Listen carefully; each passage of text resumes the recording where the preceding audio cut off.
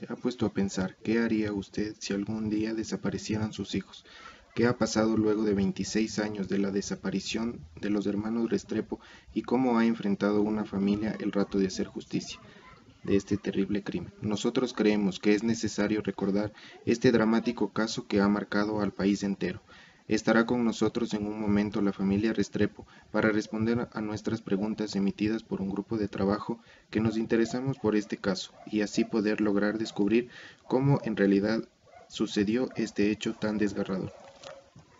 Buenas tardes. Contamos con la presencia de Pedro y María Fernanda Restrepo, quienes nos ayudarán a responder algunas preguntas. ¿Cómo considera la actitud de la policía en el caso de los hermanos Restrepo? Bueno, es una actitud totalmente cobarde, totalmente negativa. Ellos secuestraron, torturaron, asesinaron y desaparecieron a dos niños inocentes, a pesar de todas las pruebas que existen, los juicios que se han hecho y de los condenados, ellos siguen negando el hecho. Eso pues deja mucho que pensar de una organización que se supone que es para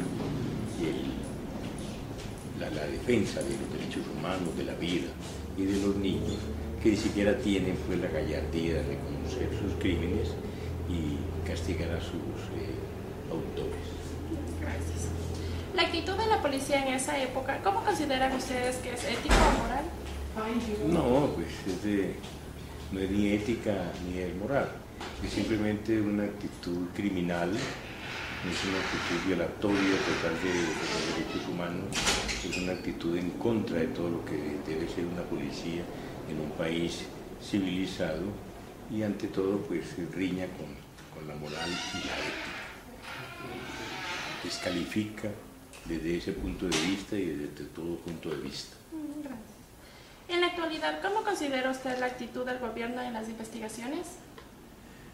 Bueno, el gobierno de Rafael Correa es el único gobierno que, en el caso nuestro, en el caso de Restrepo, se ha preocupado de una manera personal, mucho antes de subir al poder, por nuestro caso. Primero que todo, pues, cumpliendo los requisitos mínimos que se habían, digamos, adquirido el gobierno con la familia en la Comisión Interamericana de Derechos Humanos de la OEA, que era el rastreo en Yambo, que eran nuevas investigaciones que se hicieron en la Comisión de la Verdad, que era la desclasificación de documentos clasificados de la policía y del ejército, e inclusive de la CIA en los Estados Unidos, documentos que si bien en el caso nuestro no aportaron muchas cosas porque todos fueron borrados, en otros casos de violación de derechos humanos fueron muy importantes, de tal manera que hay que resaltar eso. Desde luego es una responsabilidad del Estado, pero 9 o 8 presidentes anteriores, no solamente que no hicieron mayor cosa por el caso Restrepo, sino que lo desconocieron e inclusive persiguieron la lucha nuestra, la demanda nuestra, y muchas veces hasta llegaron al extremo de querer deportarnos o de querer encarcelarnos. ¿Por qué los organismos de este Estado guardan esta información? Bueno, los estados no son muy transparentes, que digamos. Siempre son muy, no sé, si vergonzosos de los crímenes que ellos cometen, en este caso que es un crimen de Estado, si quieren, digamos, dar la apariencia de honestidad, pero ante todo es falta de transparencia, es cobardía, es falta de ética y de responsabilidad. Gracias. Señor Pedro, ¿cuál es su recomendación para la actualidad y las futuras generaciones basándose en lo sucedido? Bueno, ante todo, los derechos humanos son derechos inalienables que están en la persona con el solo hecho de existir. Esos derechos son garantizados en las leyes, en las constituciones, en los tratados internacionales, pero son letra muerta cuando no luchamos por ellos. Los gobiernos pueden firmar muchos tratados, pueden tener muchas leyes, pero la mayoría de las veces abusan de su poder, Donde hay poder, hay violación de los derechos humanos, independiente del tipo de poder que sea. Pero somos los ciudadanos los que tenemos que hacer cumplir nuestros derechos ante el poder, y esto desde luego pues, es con la solidaridad de toda la ciudadanía, con la lucha, con la denuncia y con no quedarnos callados. Gracias. Señor Pedro, ¿me puede decir usted qué es lo que se esconde en las investigaciones? Se esconde la verdad, simple y llanamente que dos niños inocentes fueron secuestrados, torturados, asesinados y desaparecidos en un crimen pues, de Estado, en un crimen aberrante, un crimen sin ninguna motivación, ¿no? Aunque ningún crimen debe tener motivación. Pero en este caso, pues aparte de eso, pues es totalmente absurdo. Yo diría que fue tal lo aberrante de este crimen que quizás pues esa vergüenza le llega a reiterativamente negar que siquiera fueron ellos los culpables. Esto es muy grave, porque yo creo que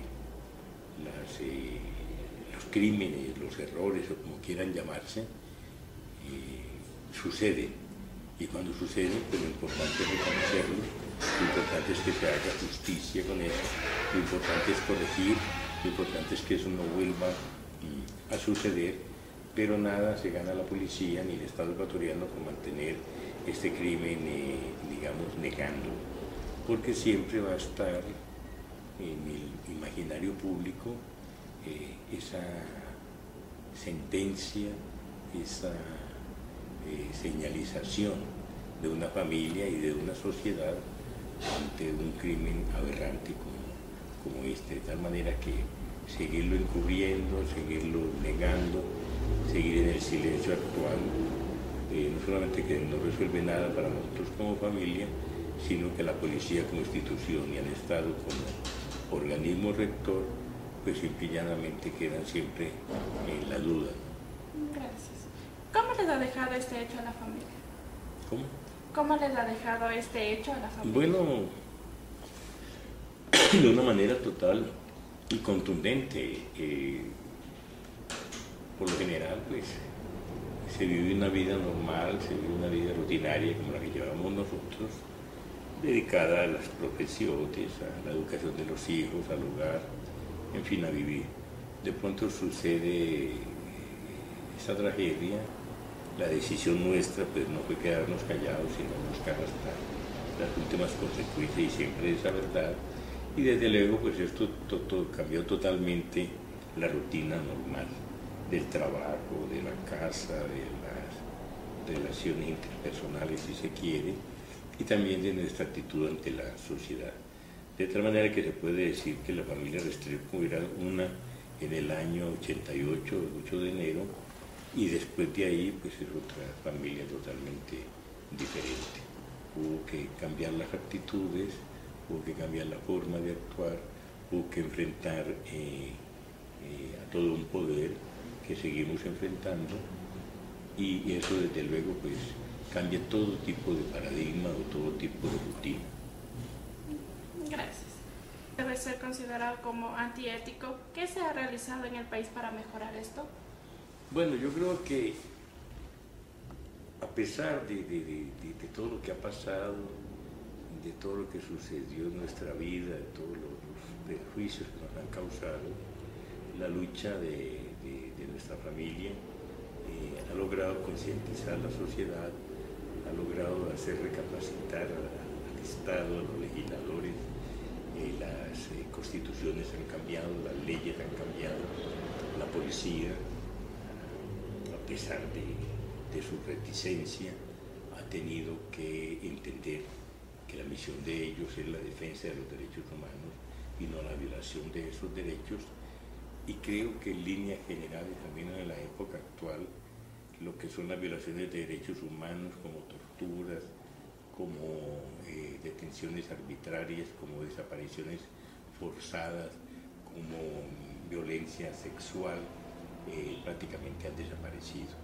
Y eso pues es algo muy positivo y que no lo digo yo, lo dicen los organismos de derechos humanos, lo dice la ciudadanía, lo dicen los hechos, ha marcado en cierto modo la denuncia que nosotros como familia hemos hecho. Muchas gracias. Realizar a usted un documental titulado Mi corazón en llamas. Con Mi corazón en llamas, bueno, la motivación inicial fue de llenar vacíos de esta historia.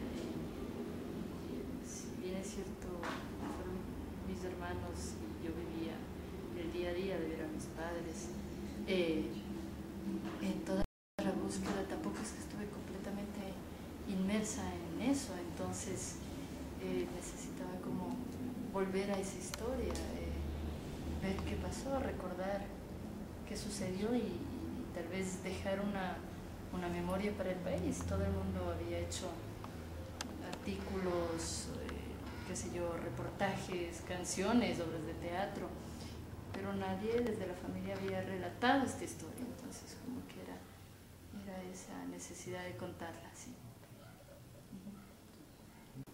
Señorita María Fernanda, ¿qué nos puede decir usted?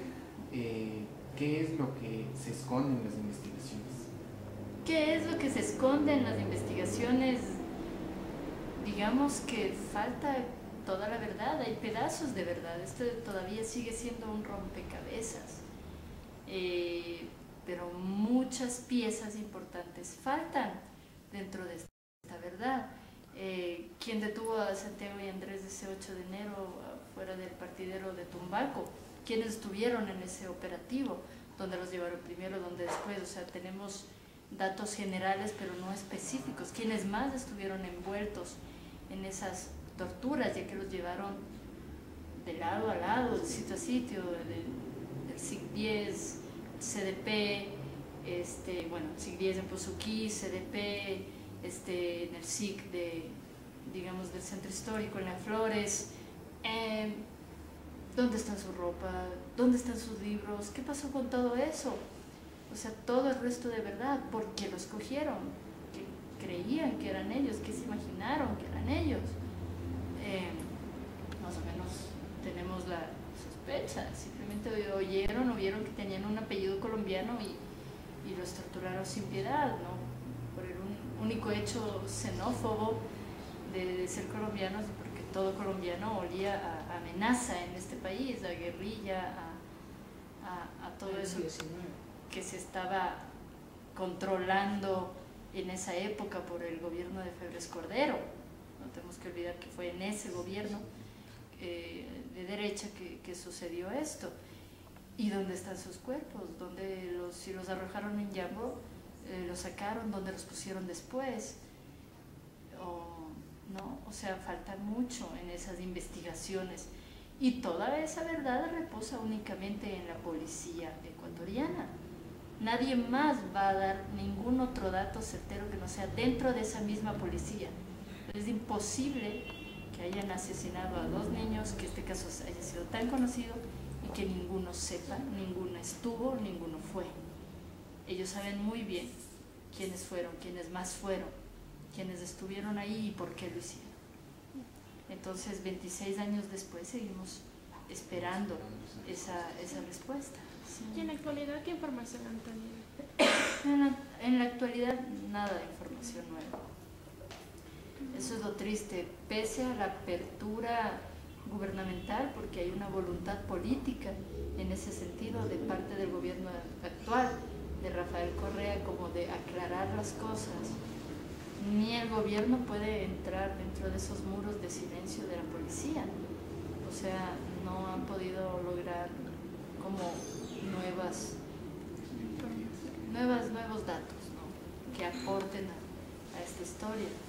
Entonces, es una de las historias más complicadas de resolver. Sí. También en la actualidad, ¿cómo considera usted la actitud del gobierno en las investigaciones?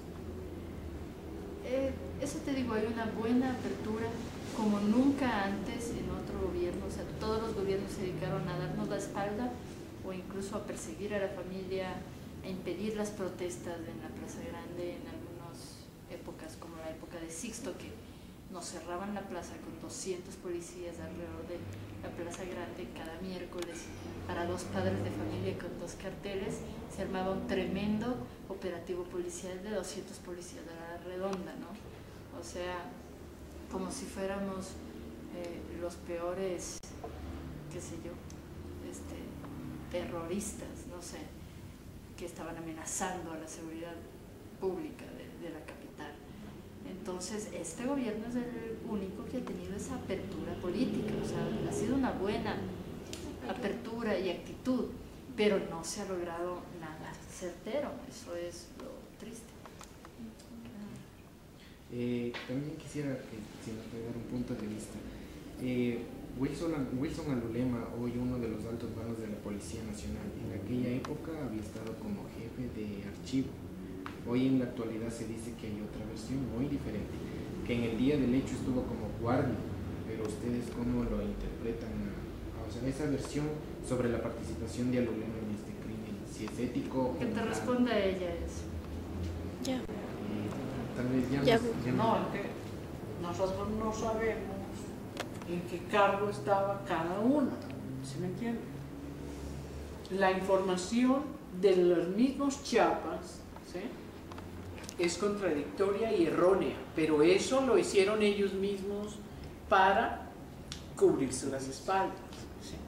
Entonces, hay documentos que muestran que un fulano estaba en el SIC tal día y que después hay otro documento que dice que no, que era en tal otro lado.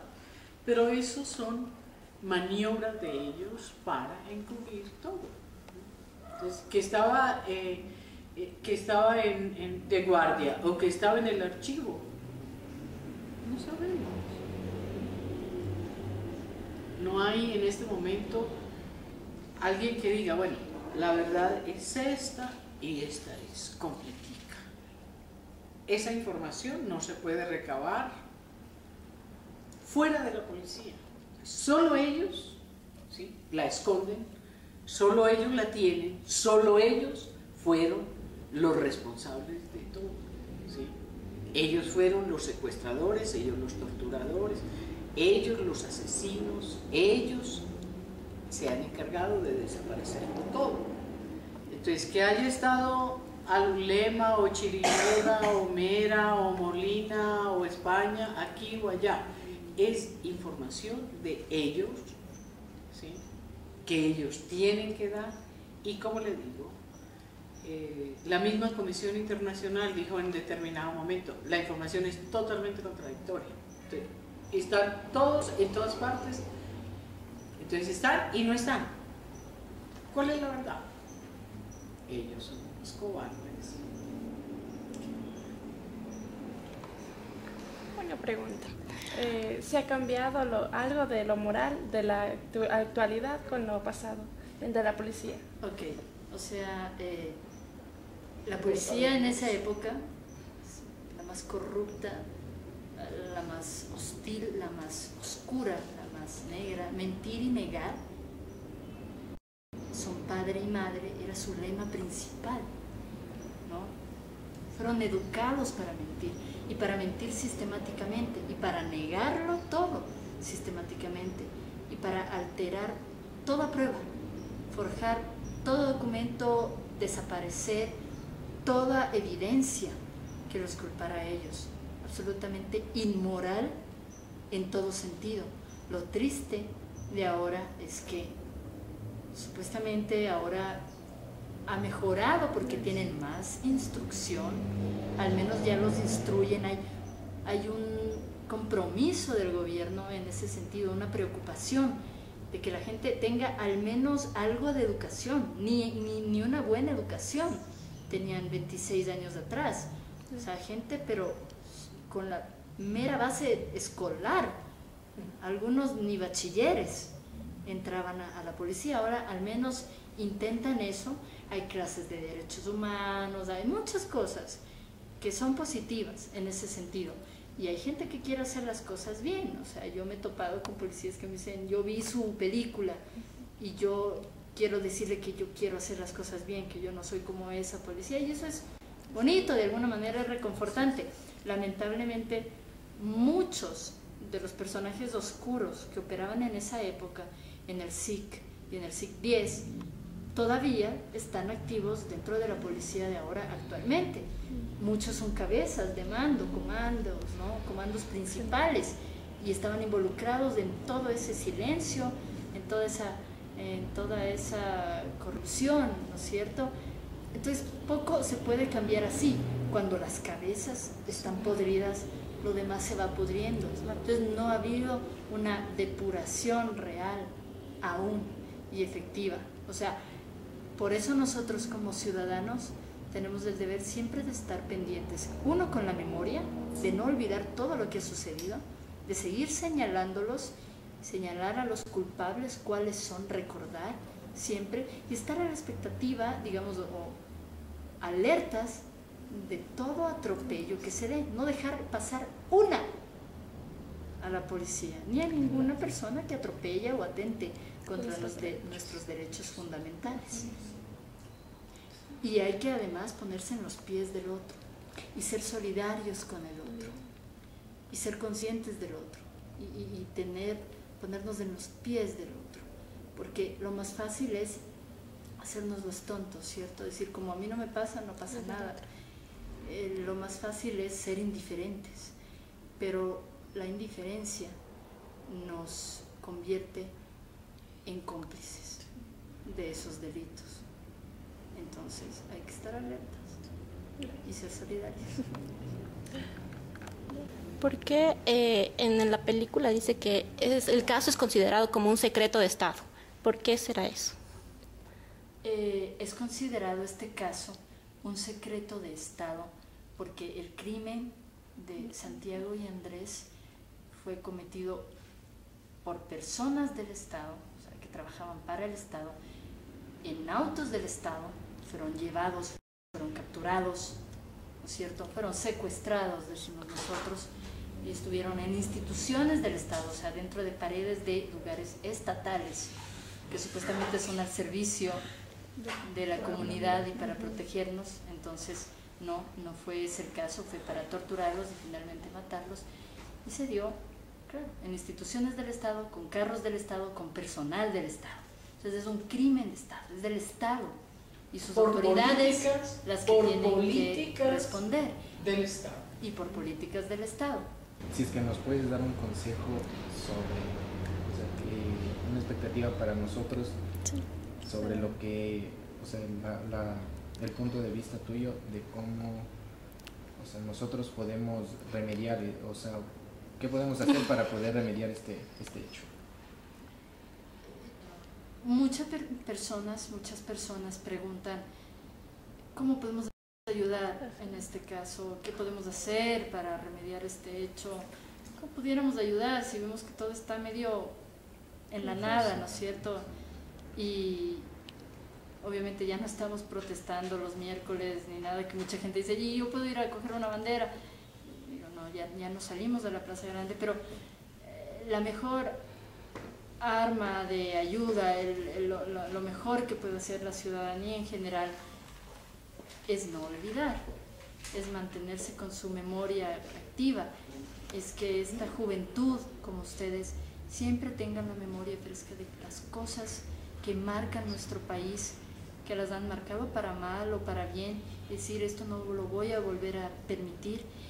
Esta memoria histórica, estos crímenes que han sucedido, yo les voy a contar al otro, le voy a contar a mi hermano pequeño, a mi primo pequeño, o sea, que todo el mundo se entere qué ha sucedido, cómo ha sido este país y cómo transformarlo para bien, o sea, cómo uno puede llevar cómo puede transformar este país, o sea, llevando esta memoria, siendo consciente de ella, no olvidarla y exigir, en el momento que uno ve un atropello, que no suceda eso, no callar y no olvidar. O sea, esa es la mejor manera de que ustedes como ciudadanos puedan ayudar. Bueno, es todo por el día de hoy. Agradecemos la presencia de la señorita María Fernanda, el señor Pedro Restrepo, que nos ha compartido la información sobre lo que pasó el hecho tan desgarrador que fue la tortura de los hermanos Restrepo, la desaparición y por último que ahora en la actualidad, o sea, no se sabe nada, quedó todo en la nada. Bueno, les agradezco a todos ustedes, un equipo maravilloso, con un tema, sí, muy duro, pero qué lindo es saber que en una clase de ética, jóvenes como ustedes que estudian enfermería, que van a salvar vidas, que van a estar pendientes de otro ser humano, cojan estos casos que a veces uno dice no tienen nada que ver con lo que yo estudio, pero tienen que ver con el cuidado al otro, con la ética, con el pensar en el otro de una manera buena, respetuosa, responsable, ¿no es cierto? Entonces, les agradezco muchísimo de mi parte a ustedes y al profesor de ética, Fausto Peña, por permitirnos estar en esta, su clase. Sí, realmente felicitaciones al profesor que puso el tema es de ustedes.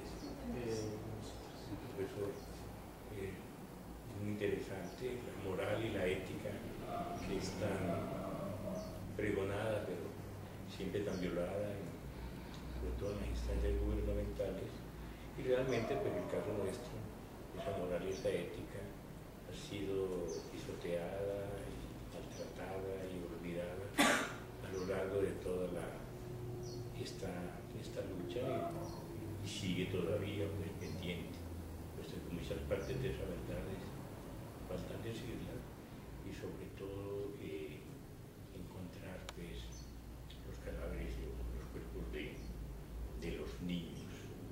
Para nosotros como familia es un grato es que la juventud que se educa se interese en este drama que es un drama familiar, pero como decía María Fernanda, pues compete a todos.